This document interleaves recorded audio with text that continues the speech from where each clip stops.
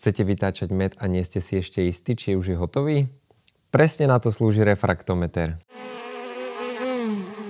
Refraktometer slúži na meranie obsahu vody v mede. Môžeme si rovno ukázať, ako sa takéto meranie robí. Máme tu medík. Ja to robím takto s lyžičkou. Odklopíte doštičku, dáte tu trošku medu, odložíme lyžičku, priklopíme doštičku, pozrieme sa do svetla a odčítame hodnotu. Tento konkrétne má 16,5% vody. Takže takto jednoducho si viete pozrieť, či už včielky stihli pripraviť med, aby bol hotový na vytáčanie. V našej ponuke máme refraktometrov hneď niekoľko. Tento, ktorý som použil ja na meranie, je najlacnejší z našej ponuky. Je to klasický optický prístroj, teda potrebujete sa na meranie pozrieť do svetla.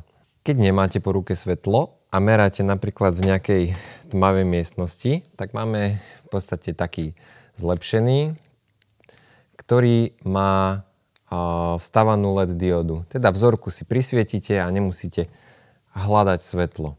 Tieto dva refraktometre, potom čo odmeriate svoju vzorku, musíte očistiť iba vlhčenou handričkou. Nie je vhodné ich dávať pod tečúcu vodu. Teda odklopíte skličkou, utrete vzorku medu a dočista poutierate tak, aby tam nezostala žiadna voda, lebo to vám môže trošku skresliť výsledky. Tým sa dostávame k vyššej skupine refraktometrov z našej ponuky a tie sú vodeodolné. Teda potom, čo si zmeriate svoje vzorky, môžete ho rovno dať pod tečúcu vodu a utrieť, respektíve umyť z toho med.